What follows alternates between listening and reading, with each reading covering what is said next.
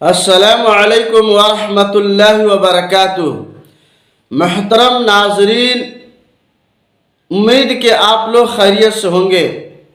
آج آپ حضرات کے سامنے یہ بات بتا رہا ہوں کہ انسان جان بوجھ کر روزہ رکھنے پر مکلف تھا، جان بوجھ کر بلا کسی شک و شبہ کے بیوی سے جمع کر لیا، یا من پسند کھانا کھا لیا، یا نفع بخش دوا کوئی کھا لیا تو اس کا روزہ فاسد ہو گیا۔ اب اس پر قضا اور کفارہ دونوں لازم ہیں۔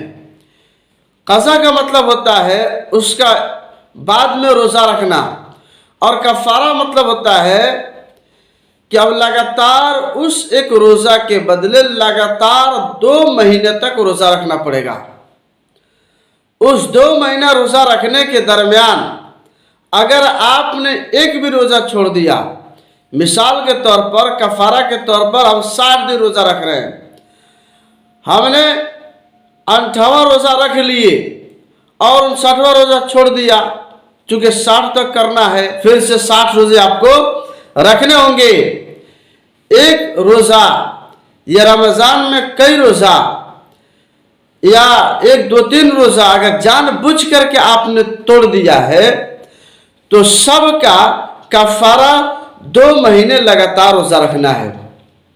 اب بعض دفعہ ایسا ہوتا ہے کہ روزہ رکھنے کی اس کو استطاعت نہیں ہے، وہ روزہ نہیں رکھ سکتا ہے، تو کم سے کم 60 مسکینوں کو 2 وقت بھر پیٹ کھانا کھلائے۔ اگر 60 مسکین کو نہیں کھلا رہا ہے تو ایک ہی مسکین کو 60 دن تک صبح و شام پیٹ بھر کر کے کھانا کھلائے، اس سے بھی کفارہ ادا ہو جائے گا۔ اب آج کل کے دور میں غلام اور باندی کا رواج تو ہے نہیں کہ آدمی اس کو آزاد کر دے۔ ہاں، کفارہ کے طور پر لگاتار 2 مہینے روزہ رکھ سکتا ہے، اگر روزہ نہیں رکھ سکتا تو 60 مسکینوں کو کھانا کھلا سکتا ہے، نہیں تو ایک آدمی کو 60 دن تک ایک ہی آدمی کو دونوں وقت بھر پیٹ کر کے کھانا کھلائے۔ اچھا، اس میں تسلسل بھی نہیں ہے، یہ ضروری نہیں ہے کہ ایک مسکین کو اگر کھانا کھلا رہے ہیں تو لگاتار ہم اس کو کھانا کھلاتے رہے 60 دن تک، نہیں، اگر بیچ میں آپ نے 10 دن کھلایا، پھر کچھ دن رک گئے، پھر آپ کو کھلایا، ایسے آپ نے کھلا کر کے اس کو 60 دن تک پہنچا دیا تو بھی کفارہ ادا ہو جائے گا۔ دوسری بات یہ ہے، اگر عورت کفارہ کے طور پر روزہ رکھ رہی ہے، اب چونکہ 60 دن روزہ رکھنا ہے کفارہ کے طور پر، اب اسی دوران اس کو حیض آ گیا، یعنی ناپاکی کے ایام شروع ہو گئے، تو جے دن تک اس کو عذر ہے، جے دن تک وہ ناپاک رہے گی، اتنے دن تک اس کا روزہ معاف ہے۔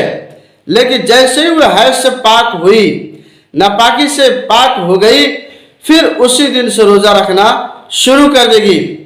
پھر بیچ میں اگر ناپاکی کے ایام شروع ہو گئے، پھر روزہ چھوڑ دے گی، اور جیسے ہی پاک ہوگی پھر اس کو روزہ دوبارہ شروع کر دینا ہوگا۔ تو میرے بھائی، قضا اور کفارہ میں یہی فرق ہوتا ہے، قضا میں اس کا بدل رکھنا ہوتا ہے، اور کفارہ میں لگاتار 2 مہینے تک روزہ رکھنا ہوتا ہے۔ یہ 60 مسکینوں کو یا ایک مسکین کو 60 دن تک، اگر 60 مسکین کو کھلاتے ہیں تو ایک ہی دن صبح شام کھلا دینے سے کفارہ ادا ہو جائے گا۔ اگر ایک آدمی کو کھلا رہے ہیں تو اس کو 60 دن کھلانا پڑے گا۔ تسلسل ضروری نہیں ہے، اب بیچ میں چھوڑ کر کے بھی ایسے کھلا سکتے ہیں۔ تو یہ قضا اور کفارہ میں فرق، اس لیے میرے بھائیوں، آپ جان بوجھ کر کے روزہ نہ توڑیں۔ جان بوجھ کر کے روزہ توڑیں گے تو قضا اور کفارہ دونوں لازم آئے گا۔ کسی صورت میں قضا لازم ہوتی ہے، کسی صورت میں کفارہ لازم ہوتا ہے۔ اب جیسے آپ کے ساتھ واقعہ پیش آیا، آپ اس کو کسی دارالافتاء میں جا کر کے اس کو تفصیل سے لکھوائیے، انشاءاللہ اس کا راستہ بتایا جائے گا کہ کیا کرنا ہے، کیسے کرنا ہے۔ اس لیے کہ جس طرح کے سوالات ہوں گے اسی طریقے سے مفتیان کرام دارالافتاء کے اندر اس کے جواب دیتے ہیں۔ بس اتنے یاد رکھے، جان بوجھ کر کے اگر آپ نے روزہ توڑ دیا ہے یاد ہوتے ہوئے تو لگاتار 2 ماہ روزہ آپ کو رکھنا پڑے گا۔ یہ 60 مسکینوں کو صبح شام پیٹ بھر کھانا کھلانا ہوگا۔ اگر ایک ہی مسکین کو کھلاتے ہیں تو 60 دن تک صبح شام بھر پیٹ اس کو کھانا کھلا سکتے ہیں۔ امید کے بات سمجھ میں آ گئی ہوگی۔ اگر کہنے سننے میں کوئی غلطی ہو گئی ہو ہم اللہ سے استغفار کرتے ہیں، اللہ معاف فرمائے۔ وآخر دعوانا الحمدللہ رب العالمین۔